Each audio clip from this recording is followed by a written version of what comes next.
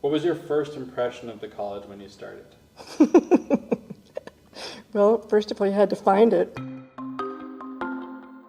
I looked around and I saw orange trees everywhere. We had orange picks here at one point, where the community would come out and they would pick oranges. I remember my parents came here, and we did it a few times. We'd come by and you'd have like an orange bag and you just throw a bunch of oranges in it. And I mean, it was just an open field. It was just all orange groves. It was buried behind the orange trees at the corner of Jeffrey and Irvine Center Drive. There were actually cows pasturing. Irvine and Orange County already seemed sort of built out by that time.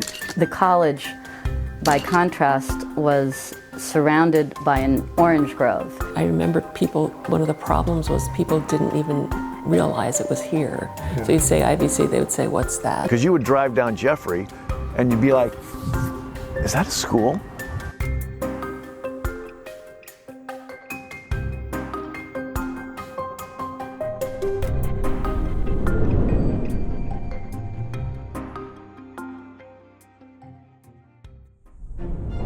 My name is Jeff Horn, Jeffrey Horn, and I was among the first part-time faculty at Saddleback North. My name is Peter Morrison. I was a professor of humanities here. I taught my first class here the first semester the college was open in spring of 1979. I was a professor of history and humanities. I was technically part of the first 13 that were hired here. I have been here since the second year when the college was still Saddleback North. Spring of '81, I had taught at Saddleback in the fall of '80 and then moved over to IVC. My early days started in 1981 as just one class and then on from there. I was the spouse of one of the first 13 faculty members. I was working at Saddleback at the time that IVC was created. Ed came down, Ed Hart, who was president at the time. He came down Saddleback. He was provost for IVC. And he came to me one day and he said, how would you like to come to Irvine and help me create a college? And that was a lovely invitation, and I said yes.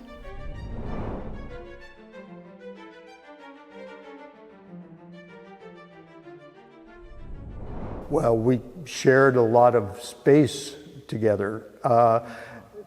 Music, art, reading lab.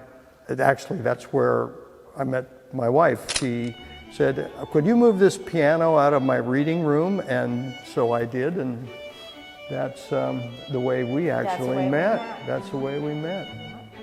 We were in temporary buildings, and whatever was semi-permanent, like the library, the original library, Ed Hart used to joke that there was a license plate on there somewhere because it was capable of being towed off.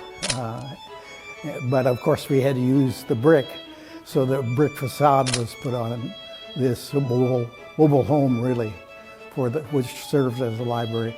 Because originally we only had the 4 buildings around the clock tower, and building 1 was administration, all of it, and building 2 was sciences, building 3 was fine arts, fine and applied arts, and 4 was math and business.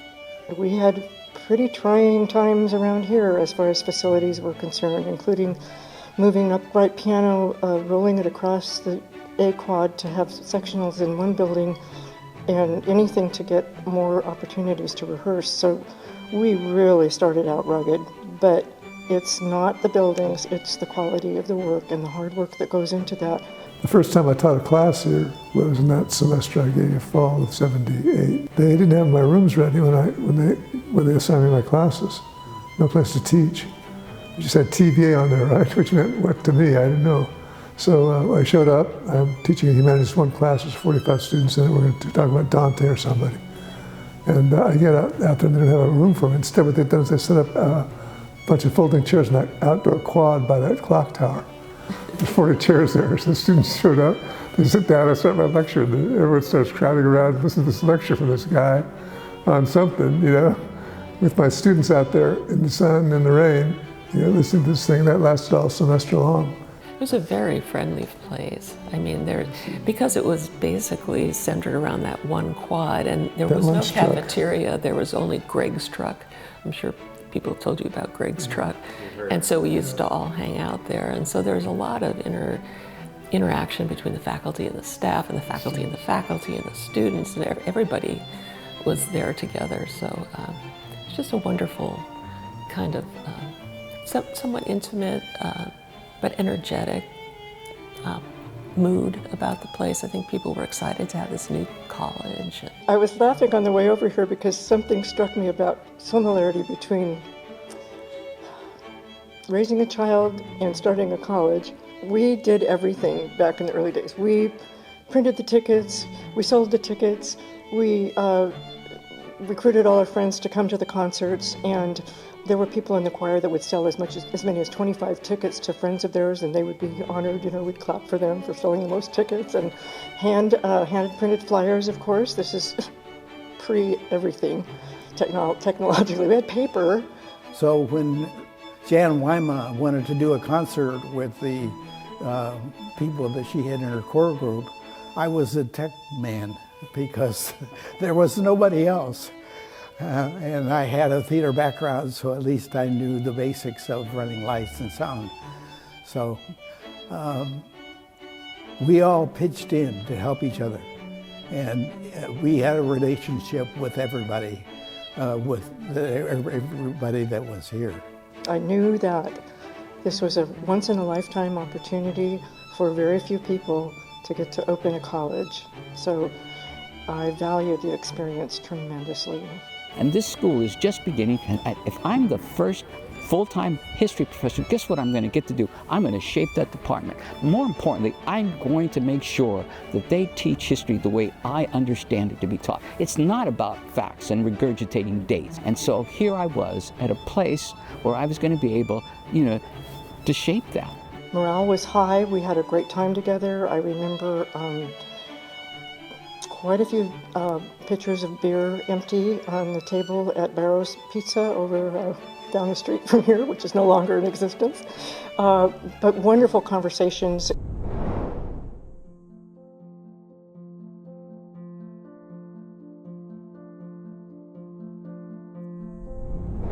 So we had so much work to do to build a college, that we were just committed to getting this work done. And that was a big memory I have of a lot of putting the faculty governance structure together, getting the academic senate up and running, that kind of stuff, where I was working with my colleagues to try to develop the fundamentals that we had to have in place before I could even start thinking about building the college. And a lot of discussions about money we talked. It was a big part of that early years, was trying to figure out how we could get a budget that we could actually support this college that we're supposed to be running.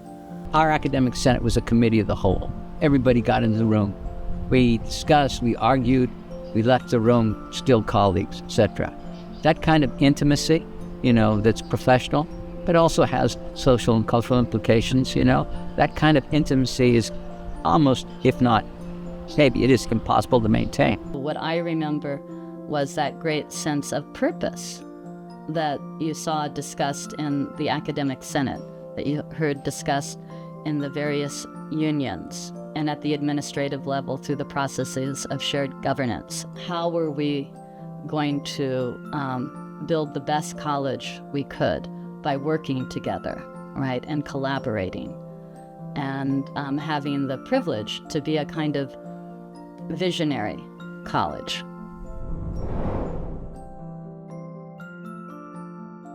Well, some of the counselors would call it the little Harvard of community colleges. IVC's always excelled in academics. It's always been a great campus.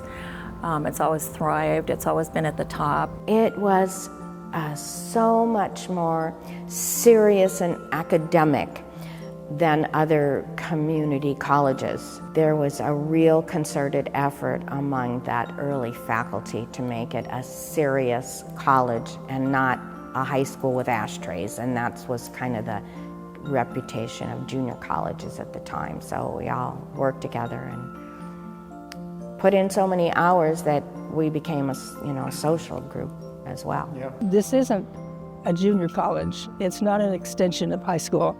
This is a first-class community college.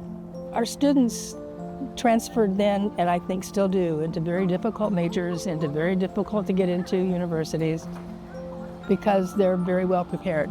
I remember one of our colleagues saying to us, "Do you guys try to be the Stanford of community colleges?" And we were responding saying, "Yeah, is there something wrong with that?" And that sounds exactly what we would like to be, is the Stanford community college. We're trying to give some students something they can't get anywhere else. We want the best. We all thought, directed our energies and our thoughts in the same direction. We were here, and we were dedicated to two things: excellence in the classroom, and we were onto something big. We were in the process of, we thought, making what eventually came to be known as Irvine Valley College one of the best, if not the best, community college experience in the United States. I remember from the early days in, say, the 90s, was this great sense of responsibility that we were building an institution that was going to serve a future that we were only just beginning to imagine. And we wanted to construct something that would last, that would be able to be strong enough to grow and develop to meet the needs that we were just beginning to sense were going to develop and change, like those changing demographics in the classroom.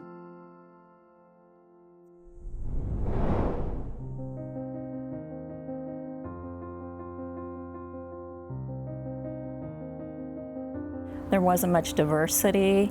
I think there was one person of African American descent. There was one Latino professor, Francisco Marmolejo. Great. So then at the end of the interview, he says, "Do you have any questions for me, for us?" And I said, "Yes, I do." And I said, "Can you please tell me a little bit about what your outreach efforts are? What programs do you have in place to make sure that you've got people like me on campus? Do you recruit students? You know, are you recruiting students that look like me? Are you recruiting faculty that look like me?"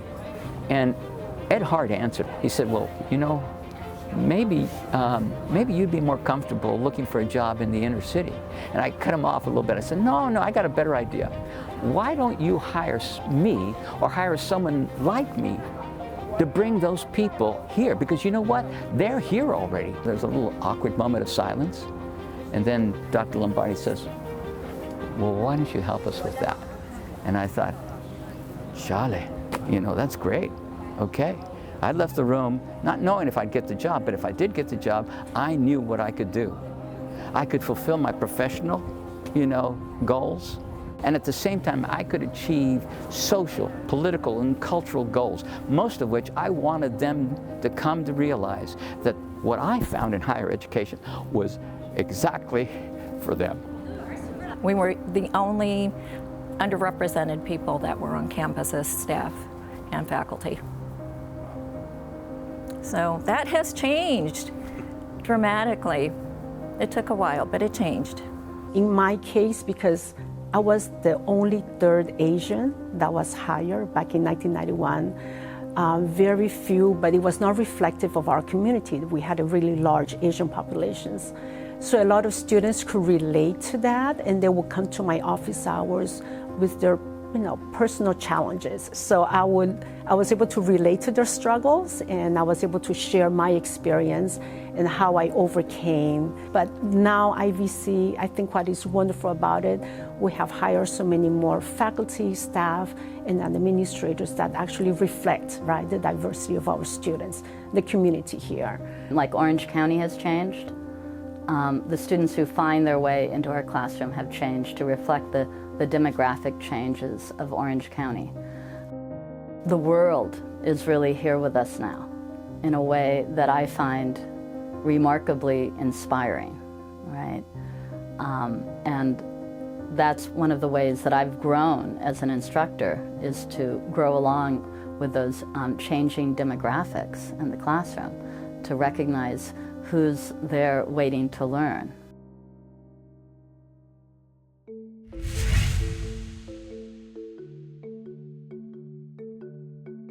When it started to grow, it went fast. There was Early Childhood Education Center, a preschool, there was athletics, we had the gym, We had the fields and the tennis courts, and all of a sudden things were just coming up all over. We had new buildings. As I said, the library was important, the cafeteria was important, the gymnasium was important too, because these are all part of the student experience, and you could really, really see that. So when I got hired, a great friend, he says, Pesty, there's a new school and they're gonna start a men's volleyball program. So this is like the fall of '90. There's no gymnasium. There's no team. There's no team. This is it. This is the very start of men's volleyball here at Irvine Valley. Slowly, the population started changing, economics, migration, and we started getting more and more students. And so growth started to happen not only with academics, with athletics, buildings. It just started to flourish more and more. And the enrollment kept growing and growing. I think once we started getting athletic teams, now you see in the paper Irvine Valley's soccer team has done this, Irvine Valley's cross country, Irvine Valley's men's volleyball. And then people start saying, oh, there's a new school? Jerry Hernandez, the legendary coach here, was always like, no one knew what we were, no one knew who we were. So everywhere I went, I was trying to logo it and kind of, put us on the map and give us some sort of identity.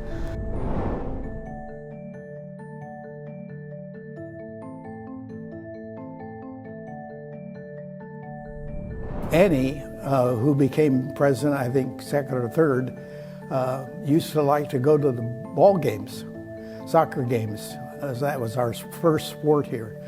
And so we would all go. All the management team went to the soccer games. As a faculty member, I saw the growth of co-curricular programs such as the Model UN and others.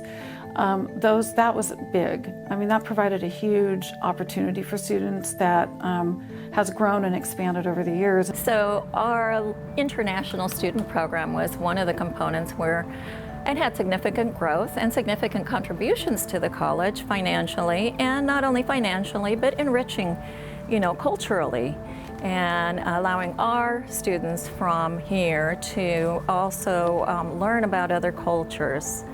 And exchanges. One of the things I was a part of was in 1992, my husband and I started a psychology club on campus. We had been going to conferences with students and by ourselves, and we went to a meeting where people were doing that, and we thought that was interesting. We came back, started the club, which is now a National Honor Society, and we still take students all over the United States. EOPS, supportive services, DSPS, etc. Didn't exist when I came. That doesn't mean that there weren't students in need of those services. It just meant that we didn't have them. And that was a significant absence. And so what happened is that eventually, again, the college moved in that direction very early on, as it turns out. They hired an individual who was a good colleague and friend of mine.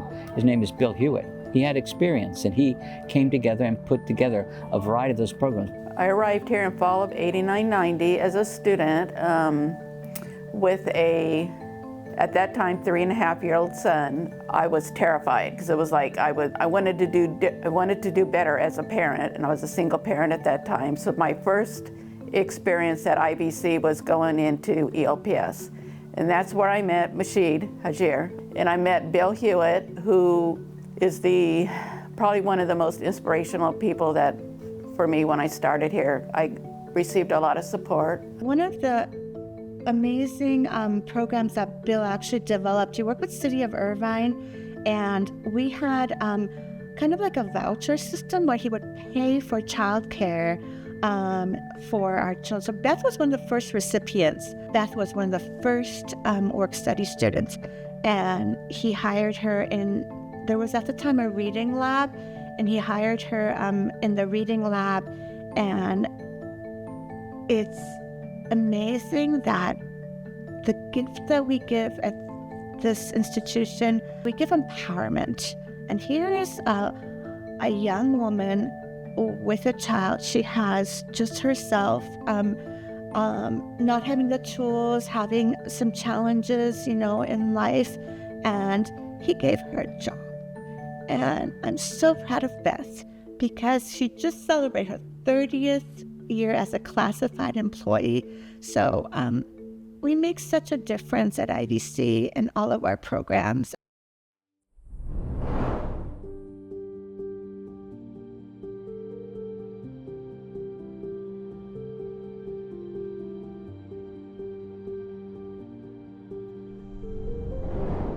My earliest memories were excitement at the new teaching gig and just bonding with the colleagues and learning about what's going on at the college. But my earliest memories shortly after that were a bit of strife. So sailing along with the board through the late 80s and early 90s, that the faculty no longer thought they needed to be that involved in the union. And that's when the other people took over. The mid-90s, the mid to late 90s were a tough time. And it was the old group versus the new group. And that meant that hardly anything got done. In the foundation, for example, which was my thing. So those dark times, it made many of us kind of pull away because we didn't want to be a part of it. But we came to realize that if you're not active, your voice is not being heard, right? We're actually hurting ourselves. So after a few years, the faculty decided that, we should be participating, in faculty association, in academic senate. I think what we shared was a desire for excellence and wanting to do things the best that they could be done. Once a faculty is empowered to understand that they have good judgment that should be respected by others, say in the administration, for example, once they've been empowered to see themselves as contributing members of the running of the organization, that is an empowerment that doesn't get put back down easily. We all learned that we could make good decisions. We knew what was best for our programs because we were closest to them. Eventually that changed, and it first changed at IVC, and then it changed at the district finally. And so now you have strong people in all three areas, Saddleback, IVC, and the district. I think I've been privileged to sort of witness and engage and struggle, right? So we can get to this point where we can celebrate, where we can look around and say, yes, we did it. And there's times ahead where we'll need to protect and defend what we've done. But I think we did it, right? I'm proud to say that we did it. We saw the challenges, we worked hard, we endeavored, right? And we're still together and we're growing stronger. I think one of the key things I learned through all of this is that you can rebuild trust in a hurting institution and maintain that trust with good processes and great communication. If you have good communication and build good processes and then follow those processes, then you can start rebuilding a trusting environment. And that will eventually reflect itself. Ultimately, the people who wanted this campus to be a healthy, happy place for faculty, for staff, for administration, and especially for students, they eventually won. And the politics were put aside or solved, resolved, and we are now, I think, in a very healthy place with the expansion.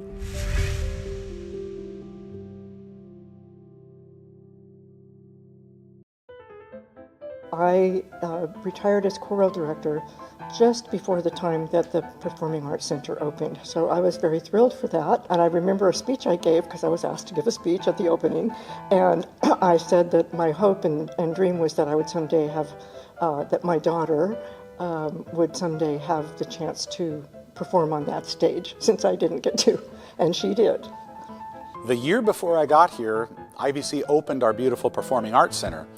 And it's a wonderful place to perform. It's a great acoustic, it's just a great space, and we're very, very fortunate to have it here. Okay, so when they built the PAC, we said, if they build it, they will come.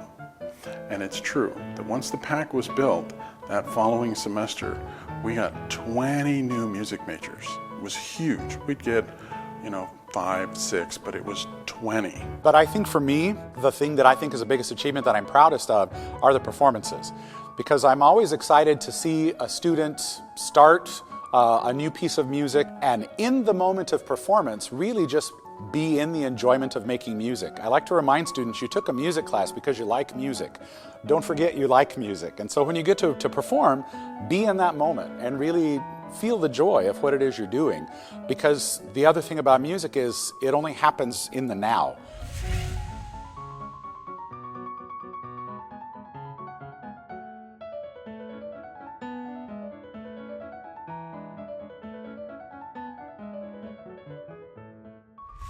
We built out each region of the campus, the arts that I've mentioned, the humanities area, which is mostly classrooms and humanities type labs, language labs and things like that, and the science side of campus as well.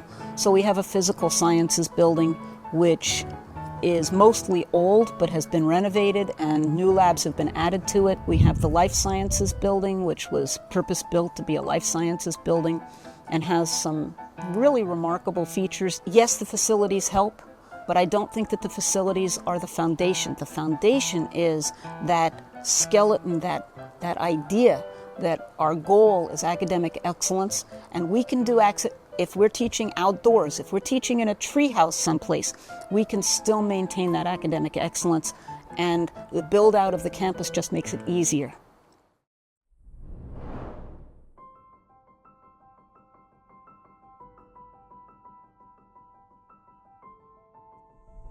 I started in the summer of 2020 in the midst of the pandemic. So I feel that my first impressions were unique to the context of that time period.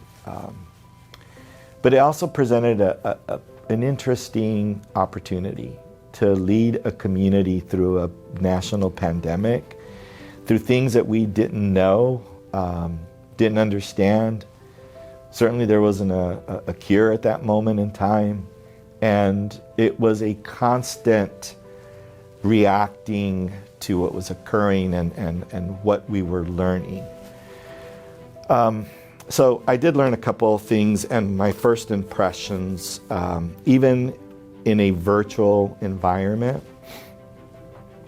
we perfected the art of drive-throughs. And in this case, drive-throughs in terms of support. We had drive-through flu shots. We had drive-through student support events. We had, drive-through food distributions. And they were all branded around this theme of IVC Cares. And that's because IVC had just started engaging in a national initiative called Caring Campus. And so a strong sense of community began to emerge. And I think that sense of community has always existed at IVC, but the pandemic brought us closer together. IEBC, which is the Institute for Evidence-Based Change, it was a group of classified professionals who came together to put forth these behavioral commitments, is what they call them.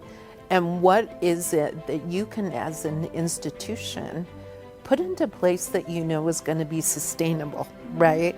And we were the very first junior college that was admitted into this program. We were in the pandemic, and to see what this campus did in a blink of an eye to get those students what they needed when the campus shut down was beyond incredible. I remember some departments like our counseling and our DSPS put together videos for our students and for each other, saying, we're here for you. And I think that is where our culture of caring for each other just really took off. It really bloomed. And it was just fantastic to see everybody, how easy and how everybody just gravitated to do more, which is what Caring Campus is. Just go a step away from what you usually do during the daytime to help somebody else. And then we got a new president, and I think he embraced it, and we just became this culture of what we are now. People felt isolated. They felt disconnected. And my challenge was, how do I connect with people, and how do I begin the process of becoming a member of this community when it's all happening virtually for the most part? And so I made it a point to come on campus 2 days a week. At that time, there was a very limited number of employees who were working. We had one way to come in the campus, one way to go out. There was a police officer checking to make sure you were authorized to be on campus. I mean, it was a very different time. But this sense of community and this desire to rethink everything we had ever known and to rethink how do we support students in a virtual online format said to me there was a deep desire to meet students regardless of the challenges that we were all facing and to be there for one another. We've always been a college that has wanted to do better. We like to push ourselves. We've always wanted to do that. And we're willing to do hard things in order to be better. We're willing to look at data that may make us uncomfortable even in order to be better. One of the things I didn't realize until maybe a year and a half in this role, part of my role was providing a sense of hope for people. Hope that we're going to get past this. Hope that we can do this together. Hope that there is a brighter future.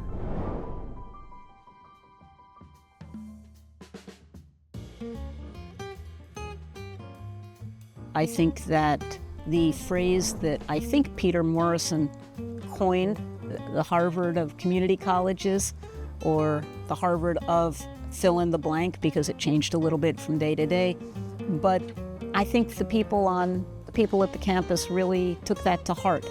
And I think we can see that the skeleton that we built then in the early days remains the skeleton of the campus, even though we've grown quite a lot, that academic excellence is really on the forefront of everybody's mind. One area in which I've seen students reach higher and higher levels of scholarship is in the research that they've been pursuing here at IVC. Our students are doing high-level research that is winning awards at statewide research conferences among honors programs and non-honors programs. They are doing really incredible work.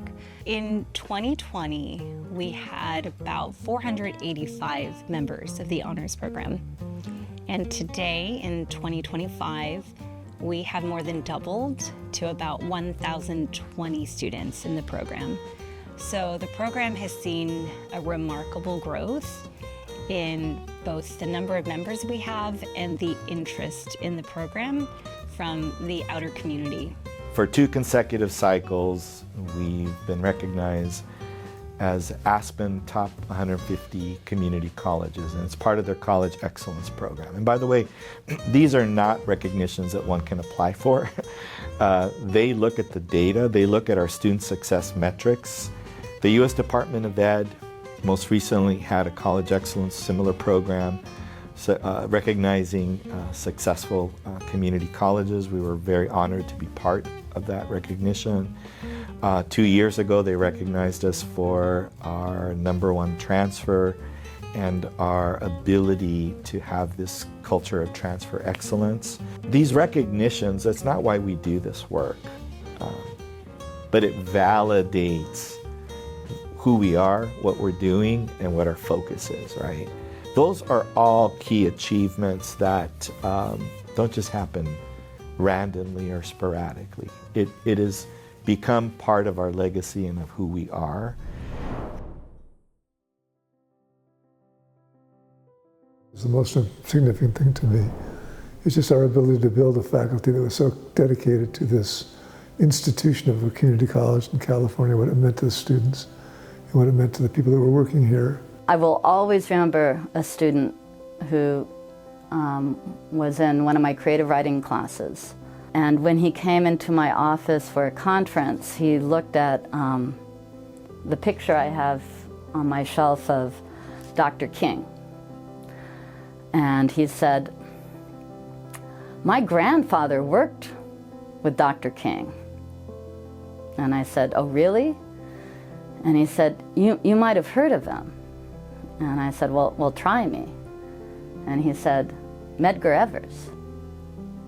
And I said, "Oh yes, I know the great Medgar Evers." And as I got to know that student a little bit more, it made me think again about what community college is and who comes to community college. And it made me think that America comes to community college, because here I was in California teaching the grandson of the great slain civil rights leader, Medgar Evers. Everyone comes to our classrooms and they all sit there together. And in that way, to me, the classroom is like our beloved community. I love the possibility of what it means that all these people from everywhere can be together, right? As I often tell them, oh, if only we could run the world. Look at how we get along, look at how we learn together, look at how we listen. For me, the biggest impact is hearing from a student, could be recent, could be years later, who says, "I came across this thing, I heard this piece of music, I had this experience and it reminded me." And to see that what we did here at IVC in some way has stuck with them, and that they have a deeper connection with music in a way that's carried on with them. We often hear back from students, for example, that they had to retake a class or retake part of a class because of articulation issues, and their professor said, "Well, how did you know all that? How did you learn all that? Why are you the best student in the class when you came from a community college? You didn't come from real Harvard." And the answer is because our instructors understand what we're supposed to teach, and we teach it really, really well, and we maintain that level of excellence that's so important for our transfer students. I think I've taught in every building, or at least all the original buildings on campus at one time or another, and so there's a lot of memories for me about what it's like to open the door at the beginning of a new semester and see those students and recognize what they're here for, and know, perhaps more than they even know, what they're about to go through and how it's going to bring them closer to their goals. So to me, the college really is those classrooms, right? Those desks and those students that show up year after year, trusting that they've come to a place that can take them closer to their goals. That's what it stays in my mind, is what we were able to succeed at doing. And I'm very proud of that. I feel that we accomplished something that's important. It's not going to go away tomorrow. It's here, and it's established. I feel immensely proud of being a part of it. There's so many people who made it what it is today, but I feel like I was glad to be in at the very beginning. I couldn't believe when I was called. 40 years, it's been 40 years. It still has that small, I think that's one thing that I appreciate the most. It still has that small community college feel. And I hope they never lose that, because that's something special. It was such an amazing 35 years of my life. The whole thing, beginning, middle, later on. I'm very proud of being part of the legacy. I'm proud of the endowments that were established while I was here, and that I was able to help facilitate for students continuing to receive scholarships. But when I think of, again, another part of my legacy and what I'm grateful for my students. Yeah. Ultimately, it comes back to the students, because that's what we're here. It's the classroom that really defined me share. I think I was so fortunate. I loved this college. I had a wonderful career, and I am proud of what was built from what we started from. Definitely. I wouldn't have changed my career for anything. Yeah, nor would I. I'm proud of having helped to start IVC because it's a great institution now, and we had a lot of things to overcome in the early days to get that done. So I can reflect that that's been a really positive and good part of my life that I helped to make stand IVC on its feet.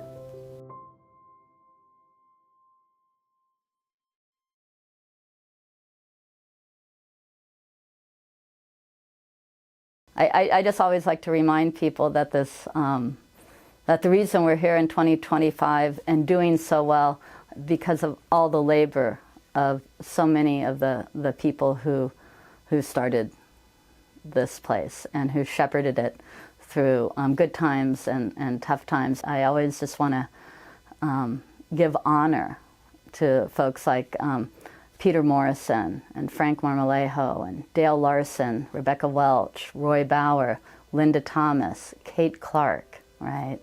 The people who, whenever I walk into a faculty meeting, I still hear their voices in my head, right? It is important to recognize, to give homage, if you will, to the history that built this incredible place.